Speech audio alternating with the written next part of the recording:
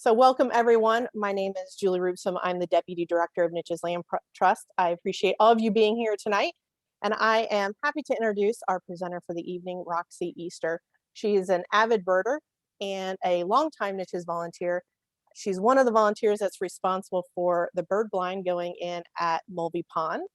And she's going to share a little bit about her birding experience and some tips and tricks for all of us to get started. So with that, Roxie, I'm going to go ahead and turn it over to you. Awesome. Thank you, Julie, for the introduction. Again, my name is Roxie Easter. This is me. I work full-time for a local business here in Lafayette, and I help manage that business. I've graduated from Indiana State University, got my bachelor's in business administration. I'm also a teacher's assistant to my daughter for her virtual kindergarten year. What got me interested in birding? So I was out driving in Warren County in, I believe it was 2013, and I saw this large flock of birds that were out in the cornfield, dancing around, grazing, foraging. And I took this is the actual photo that I took from my truck. And came back home knowing that Bob Easter, which is the stewardship director of Niches Land Trust, he's my husband, he had a field guide in his work truck. So I pulled out that field guide and I was able to identify these birds that were foreign to me as sandhill cranes.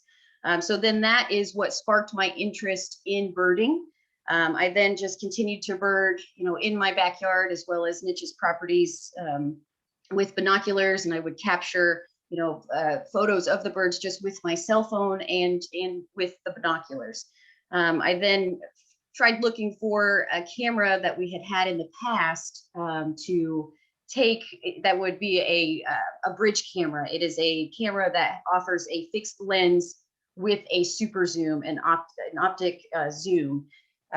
So I used this old camera to get a close shot of a gray catbird wood that was in my backyard. And then that's when I wanted to start taking photos of birds. I had been an amateur photographer. I'd like to take photos of people. I was a portrait photographer. I would take pictures of shows or just capture the moment that, was around me. So after I got the camera, I became, obsessed with seeing what birds were in the yard and being able to capture them and using those images to identify the birds. So then having an office job, an 8 to 5 office job, I would use, and I still to this day, use my lunch hour to go out for the hour to see what's in the yard. And if time permits, I go and travel to local property to be able to see what birds are around. So what you need to get started with birding, first of all, get outside. Being outside is going to be the best way for you to experience the birds, the sights and the sounds of nature. You can invest in some binoculars. The size that I have is an 8x42, but 8x42 or 10x42 is a good pair to purchase to get started with birding, to be able to get a closer look. And field guides, you will need some field guides in order to look back and identify what it is that you're seeing out in nature, as well as mobile apps. There's a good mobile app that I utilize to help with bird identification. And lastly, but most importantly, have fun. This is a very fun hobby for me that I'm able to step outside for an hour, probably some more time than that after work is done, to just take in what's out there, what's in nature. So that's what you need to start birding. That's birding 101 right there, is get outside and have fun and pay attention to the natural world that's around you. So key components to bird identification, these are the things that you should note when you're seeing a new bird, when you're out in the field or in your backyard. First would be the size and shape. So you can become familiar with a common bird that's in your area and then use that for scale. But it's also helpful to know the size of a sparrow, a robin, a crow, and a goose. And you'll see, well, okay. And then color patterns. Those are important. That's a second key feature for identification. So what colors do you see on the bird? The habitat. Where did you see the bird? Was it in a pond? Was it in the woods? Was it in a field? And then lastly, note the behavior. What was the bird doing? Was it at a feeder? Was it climbing or hopping in the trees, on the treetops? Was it on the ground? So these are, again, 4 key bird identification components to note when you're looking at a new bird, when you see a new bird. So size and shape, color patterns, habitats, and behavior. So with field guides, you can start with the state that you're in, so that way it's more of a regional instead of going through a bird guide for North America. If you're just starting out birding, the Birds in Indiana Field Guide is going to be a good resource for you, because it will narrow down the birds that you are likely seeing, because they come through your state. I also use the Sibley's Guide to Birds and the field guide, the Nat Geo Field Guide. Field Guide to the Birds of North America. So here is an example of the mobile application that I use. So the Cornell Lab of Ornithology has a Merlin bird identification app. We're going to try to identify this bird. Some of you might already know what it is, but just to give you a look into how this app is easy to navigate and also very useful. So we would start our bird ID here. They're going to ask you 5 questions. One being, where did you see the bird? So you'll be able to map out where you were or provide your current location. And then they want to know when did you see the bird? So that way they can narrow down, what species were in that location around that time. And then here is the size of the bird is going to be asked. That's the key component for the size and shape.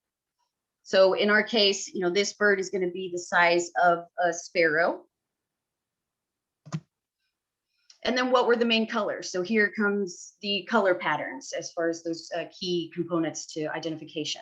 So I see, some blue here, a little black, and some white. So I've chosen those. And then, was the bird eating at a feeder, swimming or wading, on the ground, in trees or bushes, on a fence or wire, or soaring and flying? So this is sort of habitat and behavior is what you're providing them with when you're using this application. So this bird is in the trees. So then it's able to show you these different options, the characteristics that matched what it was that you plugged in.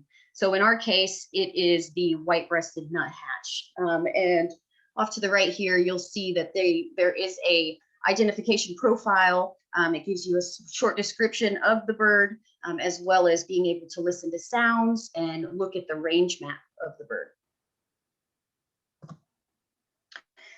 So I utilize that Merlin Bird ID app a lot. I'm able to actually upload photos as well to it to narrow down, what bird I'm seeing. But here, so my gear to capture photographs of birds, like I mentioned earlier, the bridge camera is what I started off with, and this allows for you to have a super zoom and capture a photo, and then hold on to that and come back to it to help you with identification. And then I've recently, like I said, I've taken portrait photography, photos of people. So I have a DSLR, and I invested in a 150 millimeter to 600 millimeter telephoto lens. And this just allows for you to get a closer look at your subject. It's a heavy piece of equipment, but it's worth it for me, at least. So where can you bird? Your backyard and nature preserves, just anywhere where if you step outside, there's likely going to be a bird around. This is me at Mulvey Pond. So for backyard birding, You can set up feeders to attract birds. You can also set up a bird bath and plant native gardens. That is our backyard there. So what I'll do here is I'm going to provide you with a slideshow of the common birds in Indiana that would visit a bird feeder. So that way, if you have a feeder and you're unsure of what that bird is, hopefully maybe one of these will help you with identification. This is the state bird of Indiana, the northern cardinal. Off to the left is the male. Off to the right is the female. The Carolina chickadee, they love the feeder. This is a common feeder bird that you will see if you set up a feeder in your yard, as well as the tufted titmouse. And what we identified earlier was the white-breasted nuthatch. And you'll see some house finches as well. The female is off to the left and the male is off to the right. And a blue jay. Tough looking guy. And then you'll notice that there are going to be some ground feeding birds. The mourning dove you'll see below your feeder, foraging for some scraps, as well as the dark-eyed junco. This bird comes through in the it winters in Indiana, and will start to head up north here soon. I actually did see about 3 of them today, so they are still in Tippecanoe County. And you'll get a variety of sparrows as well, mainly in the winter. This is a song sparrow that is a year-round resident of Indiana. So this was in the winter, but I heard one singing earlier today. So still here and looking for a mate to partner. This is the white-throated sparrow. The whistler of the woods is what they call this bird. And the American tree sparrow. And tree sparrow sparrow identification can be tricky, but if you want to learn about sparrow identification, you have to take the time to learn about the different species and when they're around. So there are very similar characteristics to the sparrows, but in my case, I kind of see a face, and that's what I remember. You can set up a suet feeder. So woodpeckers visit the suet feeders, but so do the seed feeder birds. So I will see a Carolina chickadee at the suet feeder, as well as a tufted titmouse taking a little snack off of the high energy suet that we have here. So red-bellied woodpeckers frequent the suet feeder.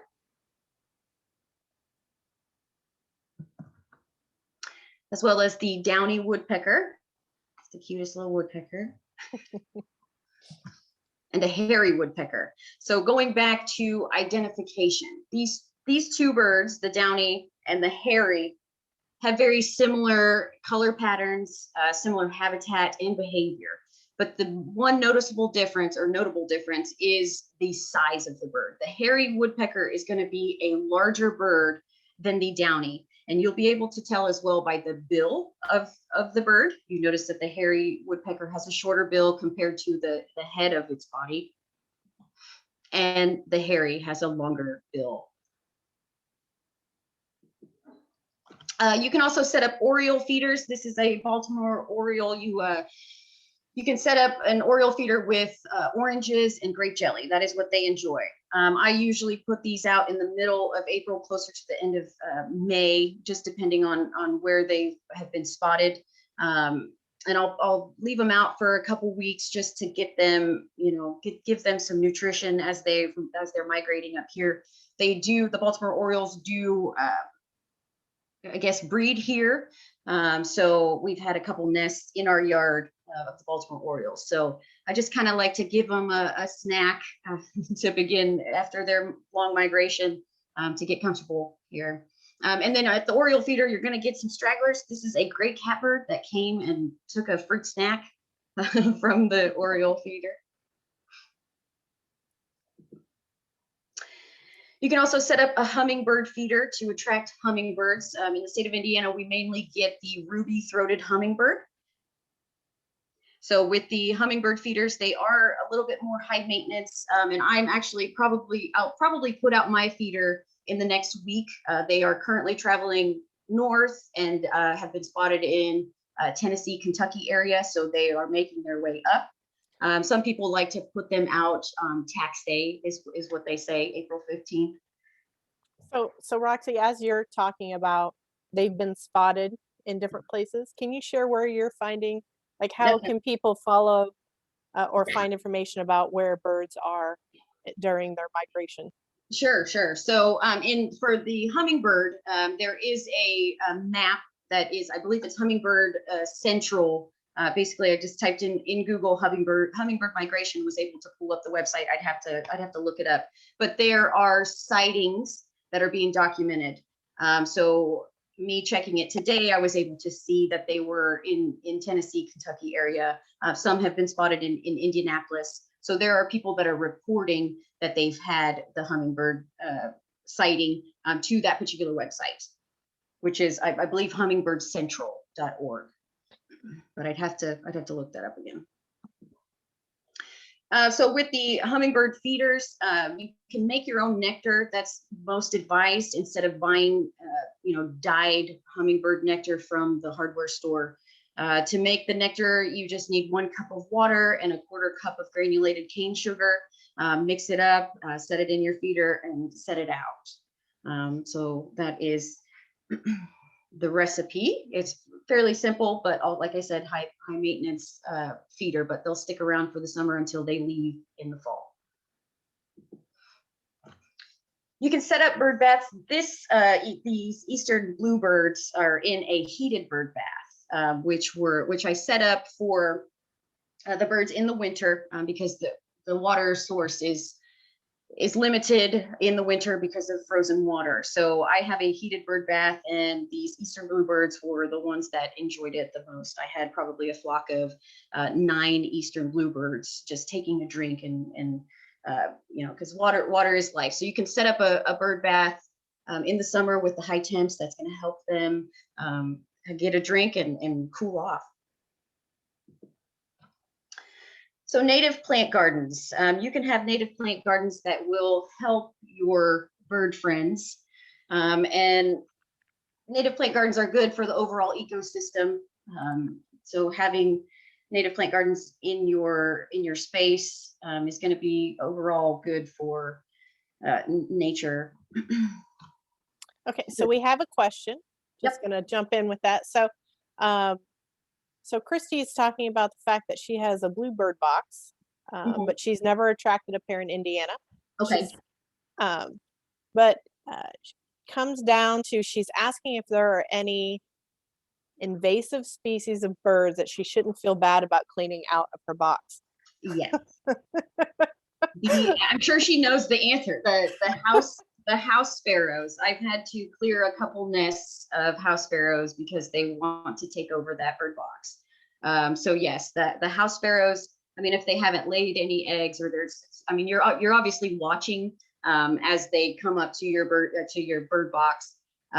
So taking it out before they lay their eggs is best.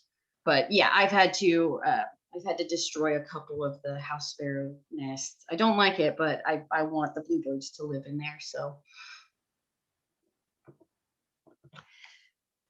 so native plant gardens. Native plant gardens, they provide a nectar source for birds in the summer. This is the ruby-throated hummingbird on royal catchfly. The hummingbirds do enjoy our native gardens. The native plant gardens also provide a fruit source for the birds in the summer. This is a juvenile red-bellied woodpecker on a pagoda dogwood tree, just having a berry snack. I've also experienced some American robins, as well as eastern bluebirds. The gray catbird likes to visit the pagoda dogwood tree. Native plant gardens also provide a seed source for birds in the fall. This is a couple American goldfinches that are eating seed from the native field thistle that we have in the front garden. They also enjoy the purple coneflower. And native plant gardens also attract insects for year-round and migrating birds. This is a Tennessee warbler on a false sunflower, and you can see all of the bugs on that false sunflower. This was in the fall, so this was part of the fall migration of this Tennessee warbler. But they spotted this false sunflower patch that's right next to our house, and I was able to watch probably about 7 Tennessee warblers just feast on these bugs, on these insects. So that was cool. Native plant gardens also provide material for nests and coverage for nesting sites. This is an indigo bunting that we had a pair that actually had a successful brood in our front garden in the summer. And it was just, the nest was in a tall plant that was up front. So they were able to keep their generation going with the native plant gardens providing the coverage. So where can you buy native plants? Your state, or there are local native plant sales that are around the state, and also some nurseries. The Indiana Native Plant Society has a list of native plant sales for the state of Indiana. You can visit that, indiananativeplants.org, and go to where to buy, and it will give you a list of nurseries and plant sales that are happening around your state, so you can find, or the state of Indiana, so you can find native plants to put into your garden. So niches, I've got some notes here on this. So niches manages, a 13 county radius in western, or properties in a 13 county radius in west central Indiana. And there are a lot that are good for birding, but I'm going to highlight the 4 that I frequent, which Mulvey Pond and Granville Sand Barrens, they're located in Tippecanoe County, Shawnee Bottoms in Fountain County, and Williams Woods in Warren County. So Mulvey Pond, like I said, was located in Tippecanoe County. This is a 52-acre property that offers a mowed path through the prairie. I recently watched the red-winged blackbirds return to Mulvey to stake their claim. This is a sure sign of spring when they return. Shorebirds like the spotted sandpiper are present there as well. Waterfowl is like these blue-winged teal pair. You can definitely observe plenty of waterfowl if you don't flush them away as you walk up to the pond. And these, the sandhill cranes are residents at Mulvey on the other side of the pond, but sometimes you'll be able to see them wading in the pond. And then for fall migration, I was able to see a palm warbler.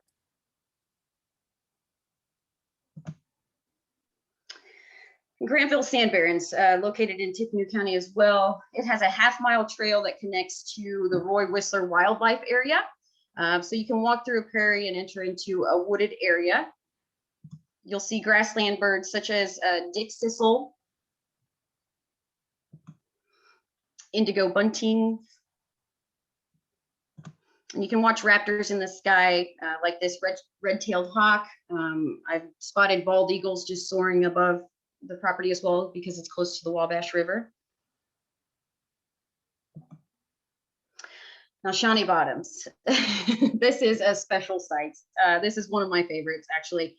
So this property is located in Fountain County. It's a 450-acre property that is diverse with a 3.5-mile loop trail, and a prime spot to view birds. My family and I took the loop a couple weeks ago, and I was able to spot the resident red-headed woodpecker,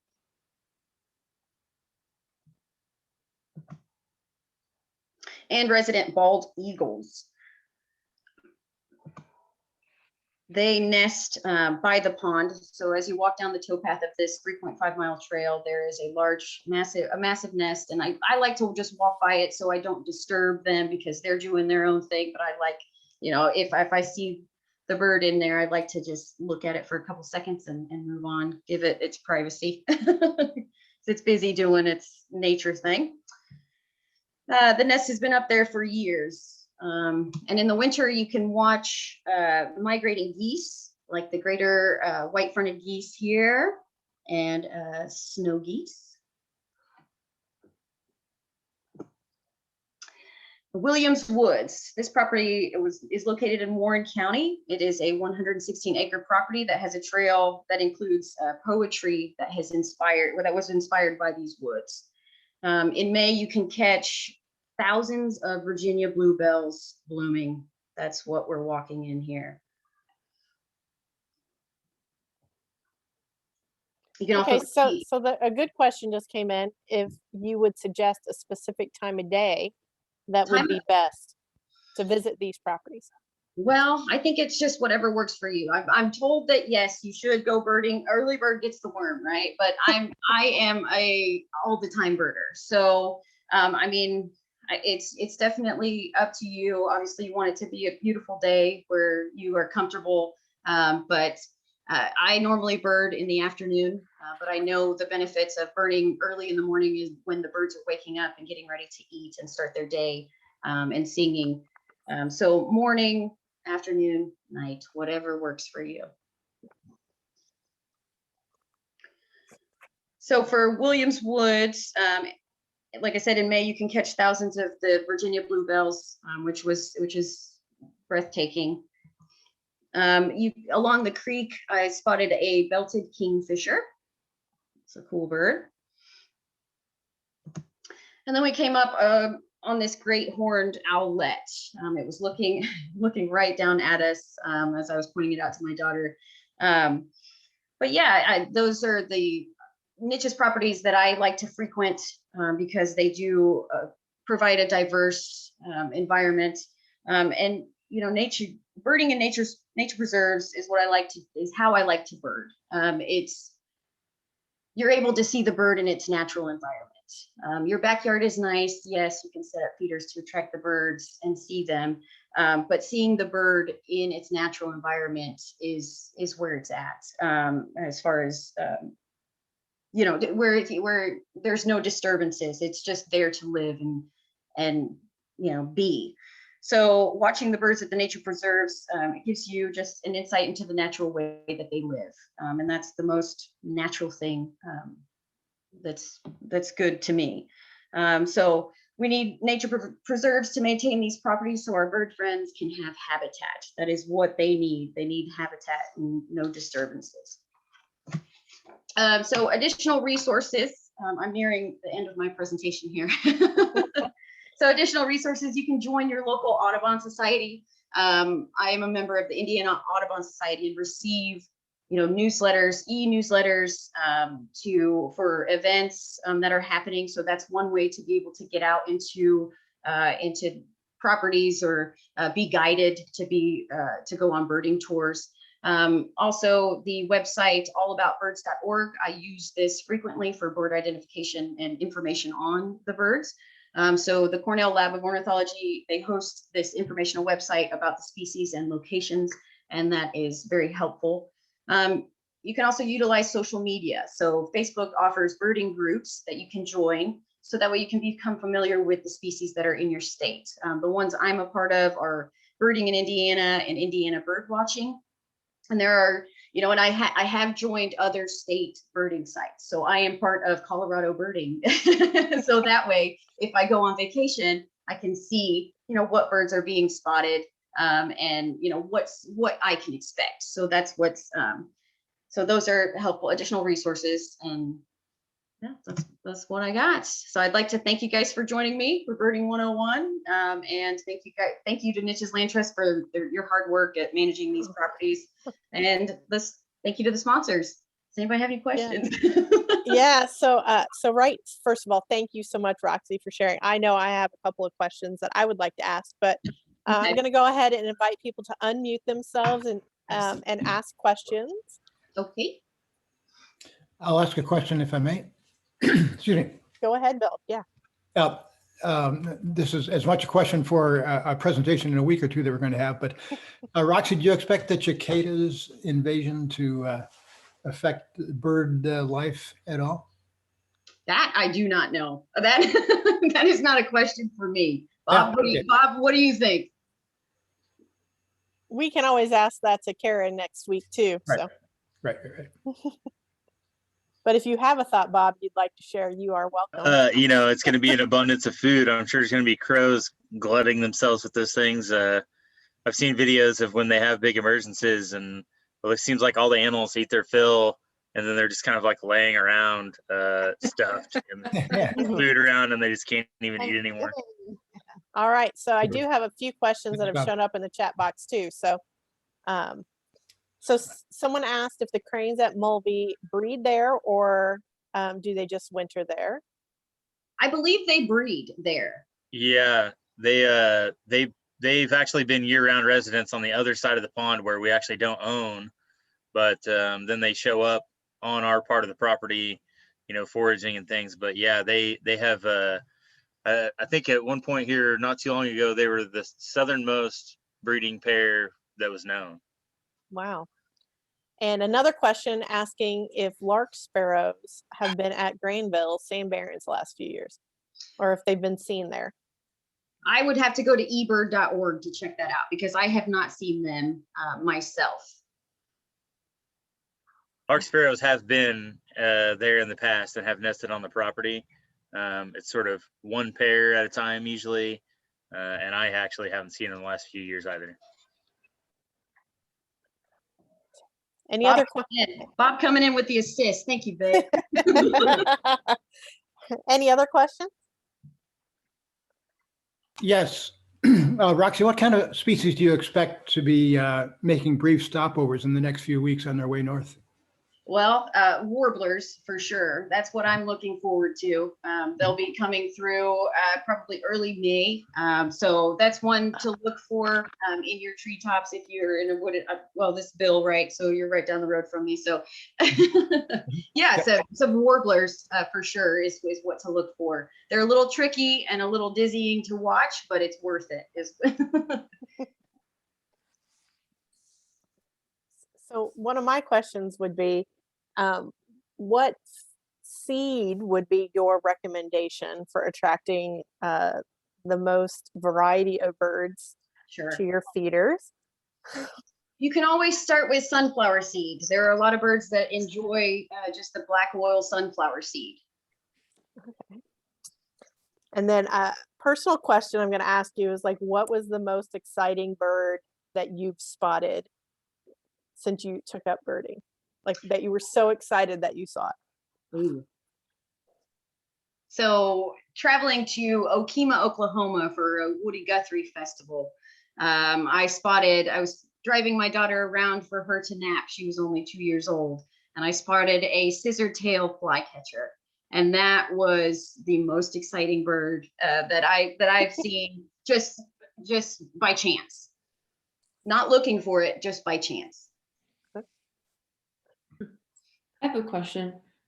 How much does knowing the bird calls help you when you're birding? If you can like hear it first, then look for it, or? Sure. Yeah. So I guess the bird calls, that's one thing that I'm still actively learning. I do know the common birds that visit my yard, so I can make out that that's a titmouse or a white-breasted nuthatch. But yes, I mean, and even standing outside and I hear something different, that takes my attention over here so I can see what it is that's singing. That's where I'm still actively learning about the bird calls. But I am familiar with the common ones that I have watched in the yard and out in the field. Hey, Roxy. Oh, hey, I have a question, Lisa. How's it going? I'm fine. How are you? Doing good. Hey, so I've noticed and heard that there are more eagles here lately than previous years, and we were planting seeds at Prophetstown State Park earlier in the year, and somebody said that they had seen like 100 or something on I think the 225 bridge or something around the Wabash out there in battleground. Do you know anything about the eagle population and if it's on the rise and why? And Well, I don't know the specifics, but I know that it is on the rise. It was taken off of the endangered species list because now they're not of concern. So yes, anytime that you are along the Wabash, you will likely see a bald eagle, especially in town in West Lafayette, driving over the bridges. okay, thank you. Yep. Roxie, I have a question. This is Pat Adams. I came in late, so it may have already been asked. Is there an outbreak of salmonella now in the bird feeders?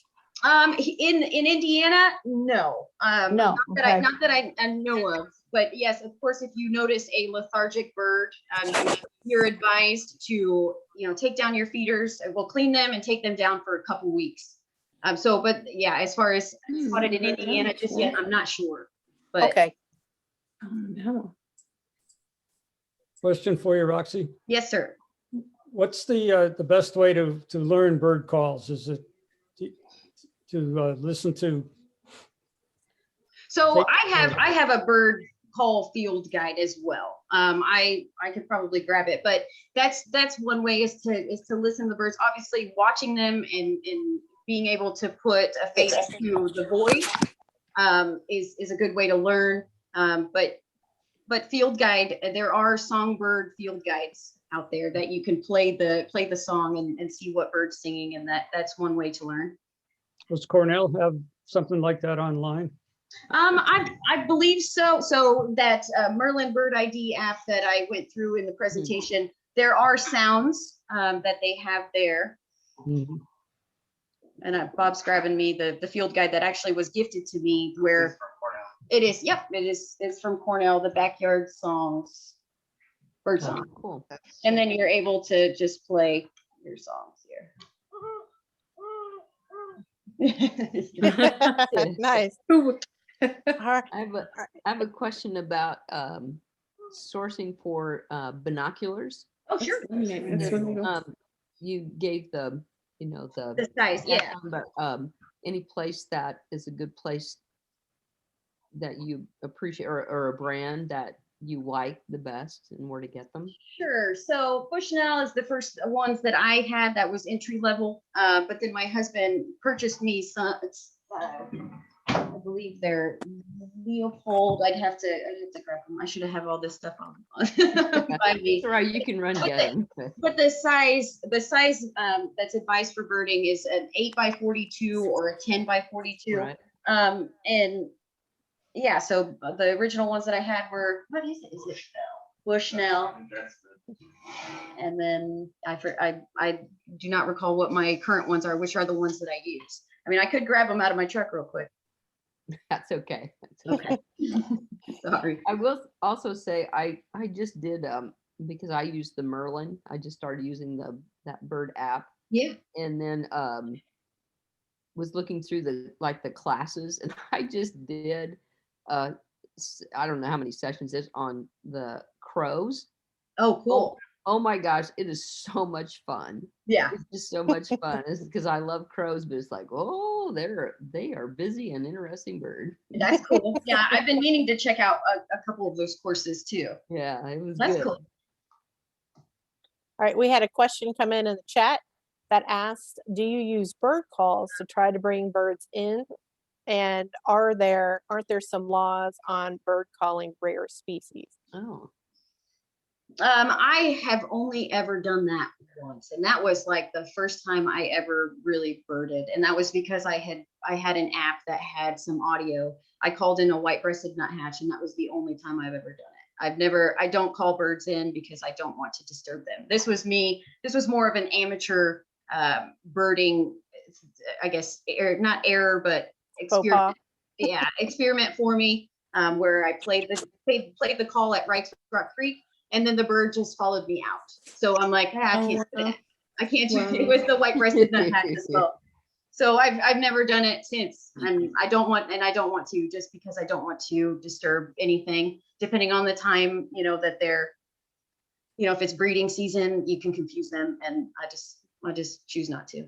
And then what was the second question? Oh, is there some like rules, basically some laws against bird calling like rare species? Oh, that I have no idea, but I think it's just a common, like a common courtesy to just not do that. But I mean, if you're doing science, that's different. Then you would know if it's okay, but I just wouldn't call them in. All right. Any other questions for Roxie? Are all the photos, I'm assuming, were yours, right? They are, yes. Well, Oh, they're beautiful. Yeah. Thank you. Thank you very much. I have fun.